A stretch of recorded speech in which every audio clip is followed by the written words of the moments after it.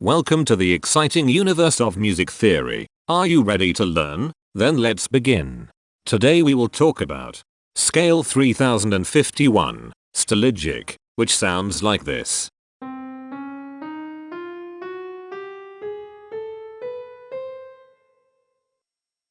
This scale has 9 tones, which means it is called an enneatonic scale. This is a bracelet notation diagram of Scale 3051. The shaded circles represent tones that appear in the scale, and they are read clockwise, starting at the top.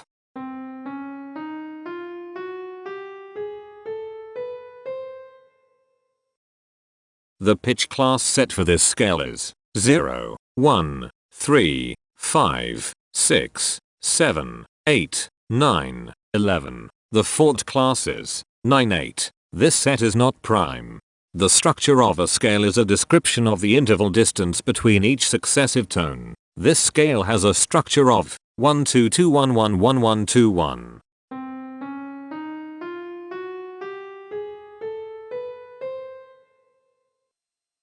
The binary representation of this scale is determined by mapping tones of the scale to binary digits. Each binary digit represents a power of 2.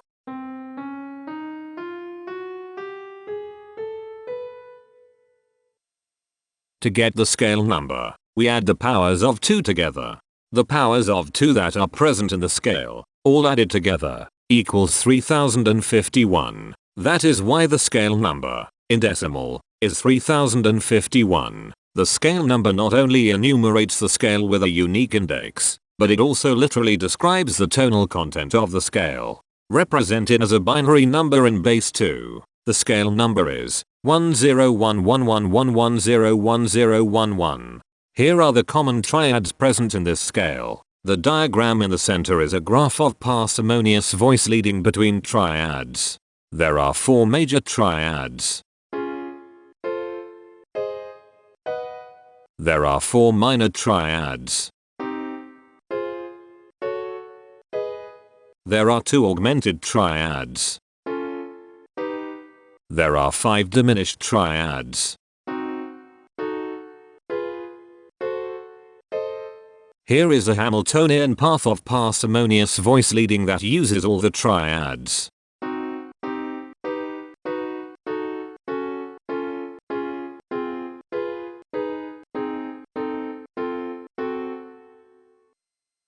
This scale has 9 modes.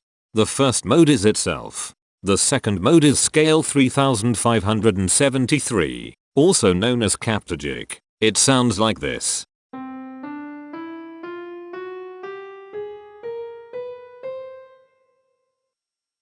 The third mode is Scale 1917, also known as Stalygic. It sounds like this.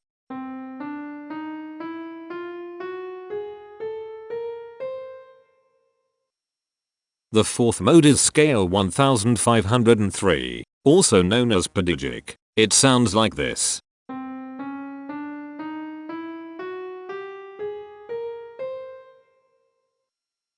The fifth mode is Scale 2799, also known as Stalygic. It sounds like this.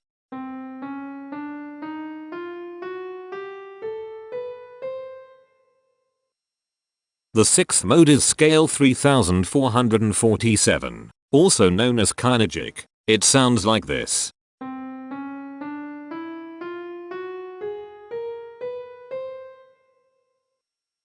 The seventh mode is Scale 3771, also known as Stalygic. It sounds like this.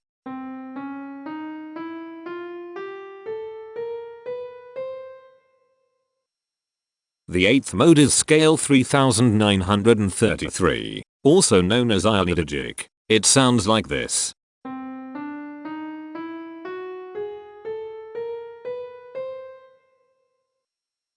The ninth and last mode is Scale 2007, also known as Stalygic. It sounds like this.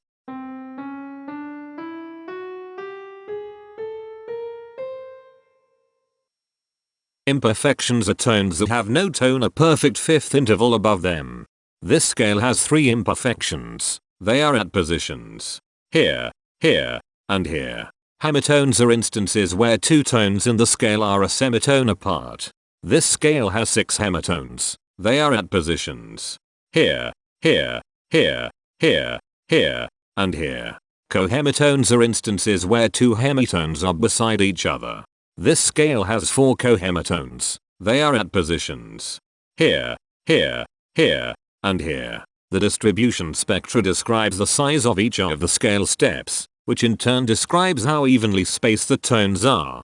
A generic interval is how many scale steps are between one tone and another. A specific interval is how many semitones apart they are.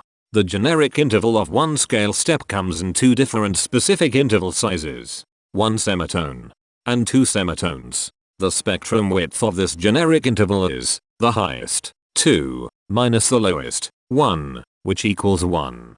The generic interval of 2 scale steps comes in 3 different specific interval sizes, 2 semitones, 3 semitones, and 4 semitones. The spectrum width of this generic interval is 2. The generic interval of 3 scale steps comes in 3 different specific interval sizes, 3 semitones, 4 semitones, and 5 semitones. The spectrum width of this generic interval is 2.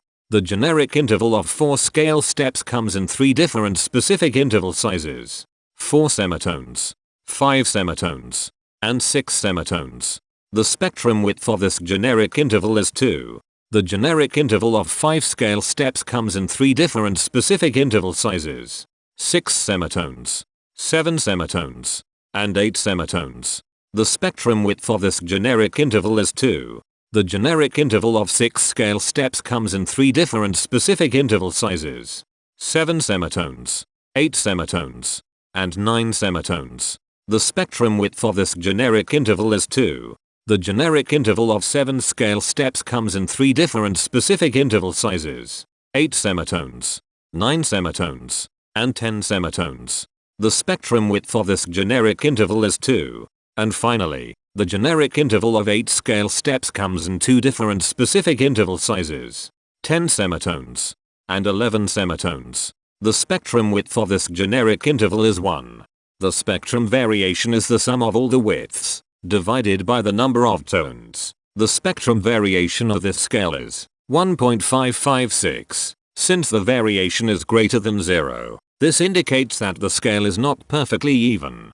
The highest spectrum width is 2. Since this is greater than 1, we know that this scale is not maximally even.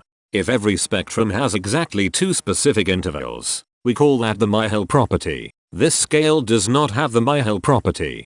Since the generic interval ranges overlap, this scale is an improper scale. The interval vector of a scale is a description of what intervals exist between its tones. There are 6 intervals with the size of 1 semitone. They are here, here, here, here, here, and here. There are 7 intervals with the size of 2 semitones. They are here, here, here, here, here, here, and here. There are 6 intervals with the size of 3 semitones. They are here, here, here, here, here, and here. There are 7 intervals with the size of 4 semitones. They are here, here, here, here, here, here, and here. There are 6 intervals with the size of 5 semitones. They are here, here, here, here, here, and here. There are 4 intervals with the size of 6 semitones. They are here, here, here, and here. Each interval does not appear in this scale a unique number of times, so this is not a deep scale. Heteromorphisms are comparisons between every interval in a set. They can be classified as contradictions, ambiguities, and differences. A contradiction exists when a small generic interval has a bigger specific size than a larger generic interval. For example, if a generic third interval has a larger size in semitones than a generic fourth interval, that is a contradiction. The number of contradictions in this scale is 8. An ambiguity exists when 2 intervals have the same specific size, but they have different generic intervals. For example, if a generic fourth and a generic third interval are the same size in semitones, that is an ambiguity. The number of ambiguities in this scale is 94. A difference exists when 2 intervals have the same generic size, but different specific sizes. For example, A major third and a minor third both have the same generic size, but they have different sizes when measured in semitones. The number of differences in this scale is 180. The coherence quotient measures the proportion of ambiguities and contradictions among a set's intervals. A scale with a higher coherence quotient is a good candidate for musical usefulness. The coherence quotient is 0.779.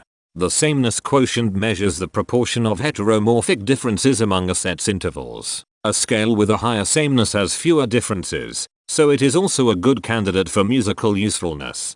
The sameness quotient is 0.375. This scale has no reflective symmetry. This scale has a different pattern of intervals ascending and descending, so it is not palindromic. This scale has no ridge tones. The balance of a scale depends whether the tones are spaced equally enough for the center of gravity to be in the center of the scale.